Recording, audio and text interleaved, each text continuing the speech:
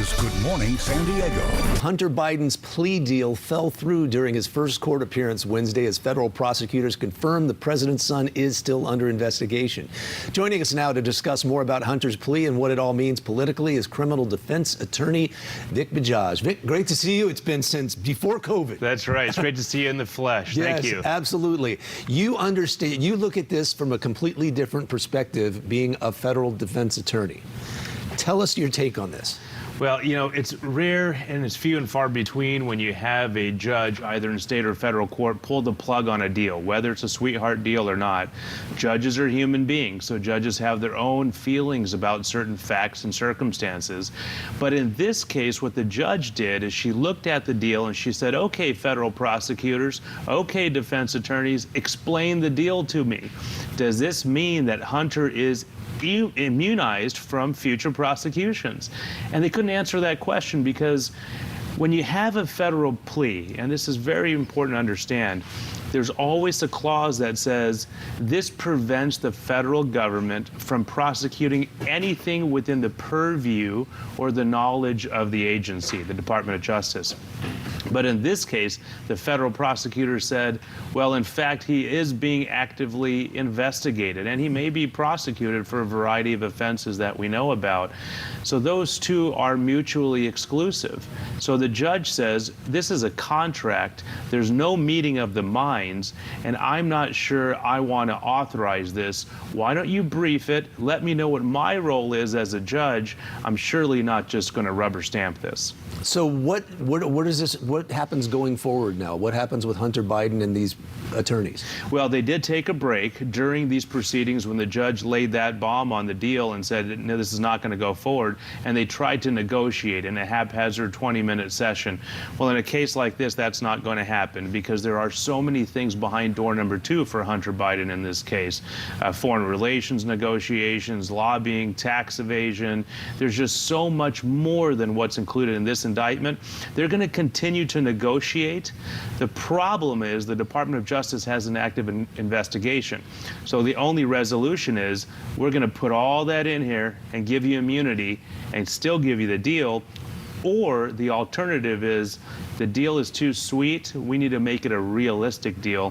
Frankly, this is somewhat of an offensive deal when you look at the conduct and the consequences that he will not face. When the DOJ said, yes, he is still under investigation, did they have to go into specifics about that, or they can just keep it vague? And would that investigation include the wire fraud and the bank transfers and millions of dollars and the 10% to the big guy? Would that be included, or could it be? Absolutely. I mean, we've had congressional hearings even recently regarding the IRS issues. We've heard of things on the congressional floor. We can expect more whistleblowers in the future outlining additional criminal conduct. What is the actual investigation? The U.S. Attorney's Office will not say. And there's always a policy within the Department of Justice to not make comments on active negotiations. And that's surely, Jason, what we saw when the judge asked about the nature of the ongoing investigations in this case. So what will happen is the investigations will continue, negotiations will continue. We may not have a meeting of the minds because this judge is really doing her job and saying to herself and to the world, I'm not just going to rubber stamp this. It has to be a fair deal, and there has to be a meeting of the minds. So this is a good judge? I think this is a judge who's doing her duty. And many judges sometimes will rubber stamp things, as she alluded to. But you can only do that if it's a fair deal, if it somehow passes muster of logic and reason. This deal, no matter where you stand on the political spectrum, is quite frankly offensive when you look at others similarly situated, looking at those firearm charges and looking at the tax evasion charges. What's the timeline looking like? As far as when do they meet again? When is it going to come to resolution? And even the investigations that are ongoing. I would bet that after the morning cup of coffee this morning, they scheduled a conference to say, hey, how can we put this to bed? Because you have to understand, Jason, what's behind door number 2 are serious indictments. Right. And Hunter Biden, whether there's a great deal or a deal that's not so great, has significant exposure. So it's in his best interest to make a deal. The problem is, if he makes a deal, that may not bode well for other things. In other words, when you make a deal with the federal government, you just don't put your hand up and say, hey, I'm guilty. You say, I did X, Y, and Z, 1, 2, and 3.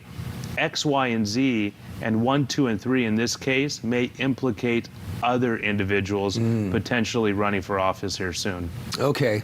Okay, so if Hunter's lawyers, the judge, they get the plea deal done, does that necessarily preclude him from prosecution in the future on these other items that you've been talking about? It depends on the language in the plea good. agreement. If there is an all-encompassing immunity for anything within the purview of the Department of Justice, yes. If that clause is not included in the plea agreement, the answer is no.